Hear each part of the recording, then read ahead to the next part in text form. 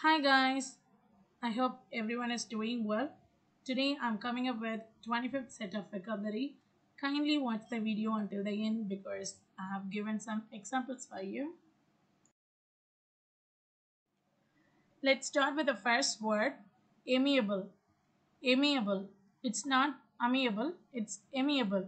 It's an adjective. It describes someone who is friendly, pleasant and likable. அதாவது ஒரு person வந்து ரொம்ப ஃப்ரெண்ட்லியாக இருக்காங்க ப்ளசண்ட்டாக இருக்காங்க அவங்கள எல்லாருக்கும் ரொம்ப பிடிக்குது அப்படின்னா பிடிக்கிற மாதிரி அவங்க இருக்காங்க அப்படின்னா அவங்களுடைய இந்த கேரக்டரை டிஸ்கிரைப் பண்ணுறதுக்கு நாம் யூஸ் பண்ணக்கூடிய வேர்ட் தான் amiable. First example, the amiable receptionist greeted everyone with a warm smile.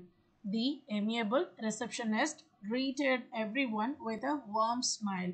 அதாவது இந்த ஃப்ரெண்ட்லியான ப்ளசண்ட்டான ரிசப்ஷனிஸ்ட் வந்து எல்லோரையும் ஒரு வார்ம் ஸ்மைல் இந்த சென்ஸ் ப்ளசன்ட் ஸ்மைலோட வரவேற்றார் அப்படின்னு அர்த்தம். Second example, despite the stressful situation she remained amiable and calm. Despite the stressful situation she remained amiable and calm.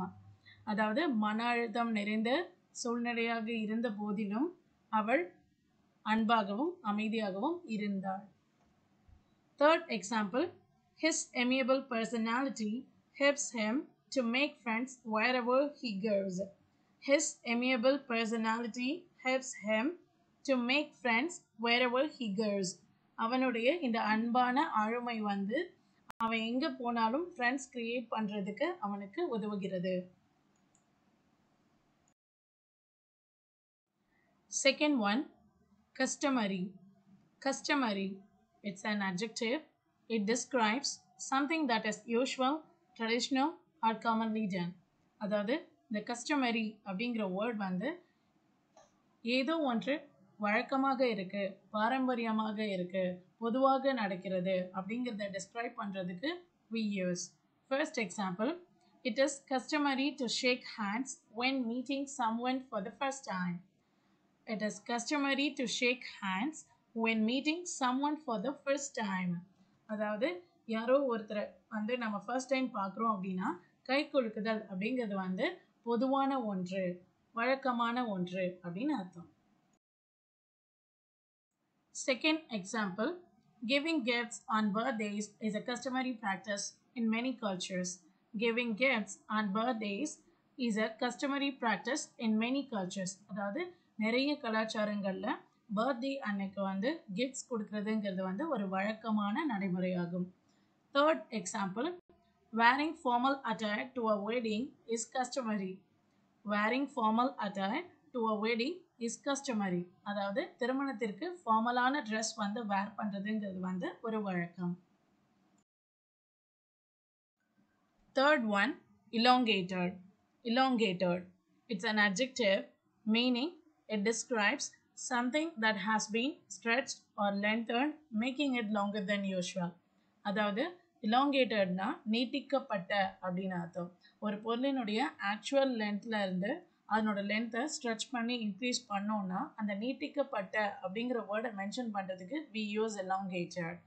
It is used to indicate that an object or shape has been extended in a particular direction. அதாவது ஒரு பொருளோ இல்லை அதனோட ஷேப்பையோ நம்ம ஒரு particular டிரெக்ஷனில் நீட்டிச்சிருந்தோம் அப்படின்னா அதை mention பண்ணுறதுக்கும் we can use this elongated word. First example, the elongated neck of the giraffe allows it to reach the high branches. The elongated neck of the giraffe allows it to reach the high branches. அதாவது ஒட்டகச்சிவிங்கியினுடைய அந்த நீளமான கழுத்து உயரமான கிளைகளை வந்து reach பண்ணுவதற்கு உதவுகிறது, அனுமதிக்கிறது அப்படி அர்த்தம். Second example, the artist created an elongated sculpture that seemed to stretch towards the sky. The artist created an elongated sculpture that seemed to stretch towards the sky. அதாவது கலைஞர் வந்து வானத்தை நோக்கி நீண்டு தெரிகிற ஒரு நீளமான ஒரு சிற்பத்தை வந்து உருவாக்கினார். Third example, the elongated shadows at sunset made the landscape look even more dramatic. The elongated Shadows at sunset made the landscape look even more dramatic. அதாவது சூரியன் அஸ்தமனத்தின் பொழுது அந்த elongated shadows, அதாவது நீளமான அந்த நிழல்கள் வந்து நிலப்பரப்பின் ஒரு வியக்கத்தகு தோற்றத்தை வந்து ஏற்படுத்தியது.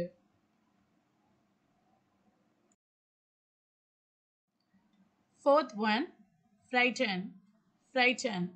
It's a verb meaning it is used to describe the action of making someone feel afraid or anxious. It is used to describe the action of making someone feel afraid or anxious. அதாவது ஃப்ரைட்டன்கிற word வந்து ஒருவரை பயம் அல்லது கவலையை ஏற்படுத்தும் செயலை குறிக்கிறது. First example, the sudden loud noise frightened my cat. The sudden loud noise frightened my cat. அதாவது திடீரென்று வந்து அந்த உரத்த இரைச்சல் வந்து என்னுடைய கேட்டை, அதாவது பூனையை பயமுறுத்தியது. Second example, the horror movie that we watched last weekend was so intense and it frightened us. The horror movie that we watched last weekend was so intense and it frightened us.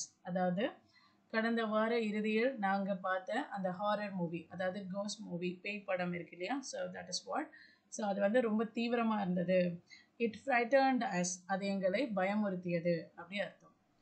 Third example, walking alone in the dark forest can frighten some people. Walking alone in the dark forest can frighten some people. அதாவது ஒரு dark forest வந்து ஒரு அடர்ந்த காட்டுக்குள்ளே தனியாக நடப்பதுங்கிறது வந்து சில பேரை வந்து பயமுறுத்தலாம் அப்படின்னு அர்த்தம். Fifth one, nefarious. Nefarious. It's an adjective. It emphasizes extreme wickedness or evil intentions. அதாவது நெஃபேரியஸ்ங்கிற வேர்ட் வந்து ஒரு தீவிரமான துன்மார்க்கத்தையும் ப்ளஸ் வந்து இவில் இன்டென்ஷன்ஸ், அதாவது தீய எண்ணங்களையும் விவரிக்க பயன்படுகிறது. It is used to describe actions or people who are very evil or criminal in nature. So இது வந்து செயல்களையோ இல்லை வந்து பீப்புள் வந்து ரொம்ப இவிலாக இருக்காங்க, மோசமாக இருக்காங்க, இயல்பாகவே அவங்க ரொம்ப கிரிமினலாக இருக்காங்க அப்படிங்கிறத நம்ம மீன் பண்ணுறதுக்கு we can use nefarious word. First example, the villain in the movie had a nefarious plan to take over the world. The villain in the movie had a nefarious plan to take over the world. அதாவது மூவியில் இருக்கக்கூடிய அந்த villain உலகத்தை கைப்பற்றுவதற்கான ஒரு மோசமான திட்டத்தை வைத்திருந்தான் அப்படின்னு அர்த்தம். Second example, he had a nefarious plan to steal priceless artifacts. He had a nefarious plan to steal priceless artifacts. அதாவது விலை மதிப்பற்ற கலைப்பொருள்களை திருடுவதற்கு அவரிடம் ஒரு மோசமான திட்டம் இருந்தது. Third example, the nefarious activities of the criminal organization were finally brought to light. The nefarious activities of the criminal organization were finally brought to light. அதாவது குற்றவியல் அமைப்பின் மோசமான நடவடிக்கைகள் இறுதியாக வெளிச்சத்திற்கு கொண்டு வரப்பட்டன. Sixth one, self-sabotage. Self-sabotage. It's a noun meaning it refers to when someone consciously or unconsciously undermines their own efforts, success or well-being. Which means எப்போ ஒருவர் தன்னுடைய சொந்த முயற்சிகள், வெற்றி, நல்வாழ்வு இதெல்லாம் கெடுக்கும் விதமாக தானாக ஒரு விஷயத்த செய்கிறாங்க அப்படின்னா அதுக்கு பெயர் தான் self sabotage. First example, despite her talent and hard work, she always finds a way to self-sabotage her success by procrastinating on important tasks.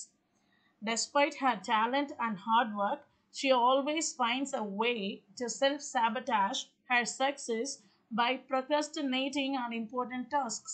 அதாவது அவளுக்கு வந்து திறமை, கடின உழைப்பு இருந்தும் சில முக்கியமான வேலைகளை தள்ளி போடுவதன் மூலம் அவளுடைய வெற்றியை தடுக்கும் விதமாக அவளே ஒரு வழியை காண்கிறாள்.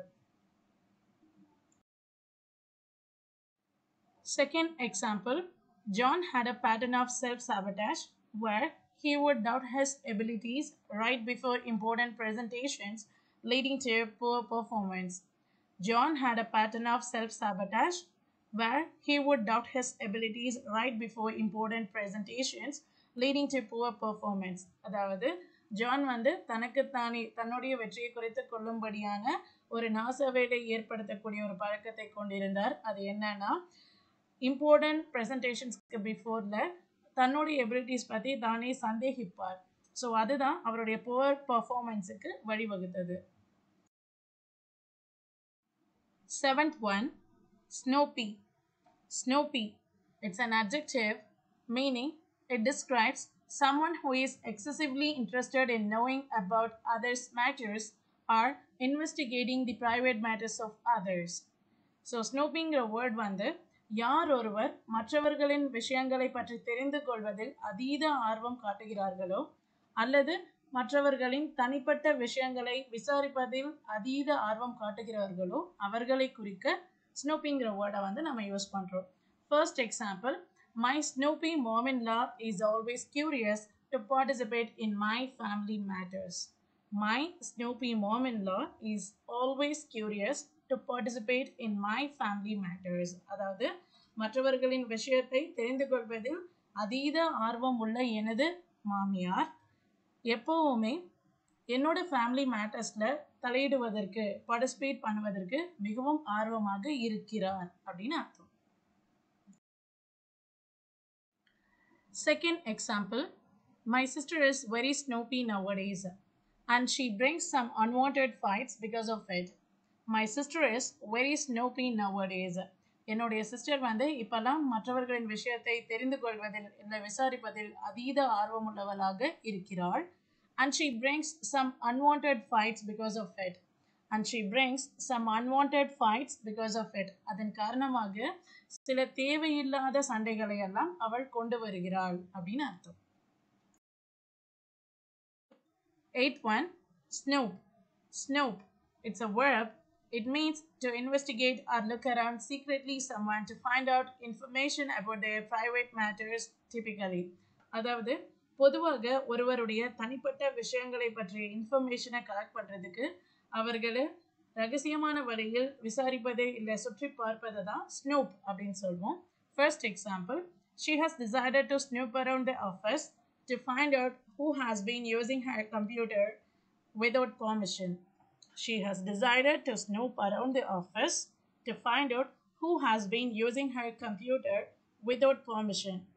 அதாவது அவள் அவளுடைய கம்ப்யூட்டரை பெர்மிஷன் இல்லாமல் யார் யூஸ் பண்ணிட்டு இருக்காங்க அப்படிங்கிறத கண்டுபிடிக்கிறதுக்கு ஸ்னூப் அதாவது ரகசியமாக இன்வெஸ்டிகேட் பண்ணணும் அப்படின்னு அவள் முடிவெடுத்திருக்கிறாள் அப்படின்னு அர்த்தம். Second example, 2 years ago when I was at Trichy, one of my neighbors who was always at home liked to snoop on our family conversations. I didn't like her. 2 years ago when I was at Trichy, 2 வருஷத்துக்கு முன்னாடி நான் திருச்சியில் இருந்தபோது one of my neighbours என்னோட நெய்பர்ஸில் ஒருத்தர் அதாவது ஒரு lady who was always at home அவங்க எப்பவுமே வீட்டில் தான் இருப்பாங்க liked to snoop on our family conversations எங்களோட ஃபேமிலி கான்வர்சேஷனை என்னன்னு தெரிந்து கொள்வதில் அவங்க ரொம்பவே ஆர்வமாக இருந்தாங்க. அது அவங்களுக்கு பிடித்தோ இருந்தது. I didn't like her. எனக்கு அவங்கள பிடிக்காது. Third example, I caught my little brother trying to snoop through my diary to find out my secrets.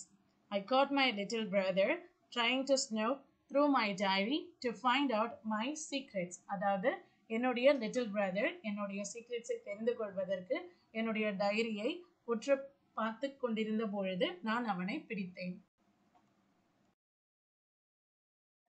Ninth one, unscramble. Unscramble. It's a verb.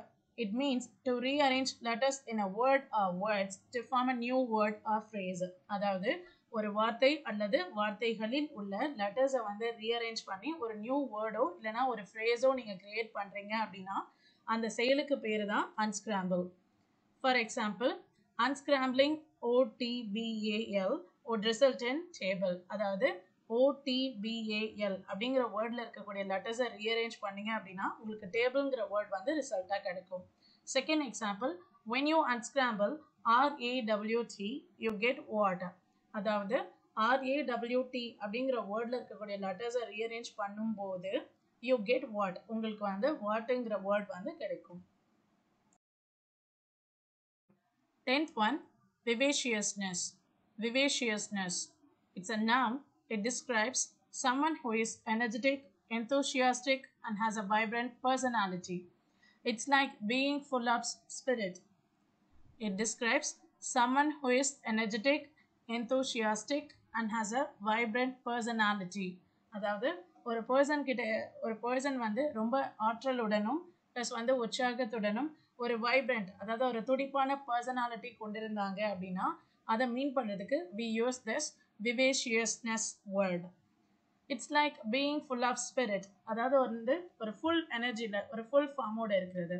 First example, Sarah's vivaciousness lit up the room as soon as she entered. Sarah's vivaciousness lit up the room as soon as she entered. அதாவது சாராவினுடைய அந்த துடிப்பான ஆற்றல் மிக்க உற்சாகமான அந்த ஒரு personality lit up the room as soon as she entered. அவள் வந்து அந்த அறையில் நுழைந்த உடனே அந்த ரூமையே வந்து ஒளிரச் செய்தது அப்படின்னு அர்த்தம். Second example, the lead singer's vivaciousness on stage captivated the audience, making the concert a memorable experience. The lead singer's vivaciousness on stage captivated the audience. அதாவது முன்னணி பாடகரின் அந்த விறுவிறுப்பு அந்த உற்சாகம் ஸ்டேஜில் அவர் காமிச்ச ஒரு உற்சாகம் captivated the audience. ஆடியன்ஸை வந்து அதாவது பார்வையாளர்களை கவர்ந்தது. Making the concert a memorable experience. அதுவும் இல்லாமல் அந்த கான்சர்ட்டை ஒரு மறக்க முடியாத அனுபவமாக உருவாக்கியது ஏற்படுத்தியது. That's it guys. With this we shall wind up. I hope everyone will learn at least some new words in this video. If you like this video, kindly give a thumbs up and subscribe to my channel. And my kind suggestion is learn something new daily because it will surely enrich your communication one day. And I personally thank for connecting with me. Stay strong, stay happy. Catch you soon.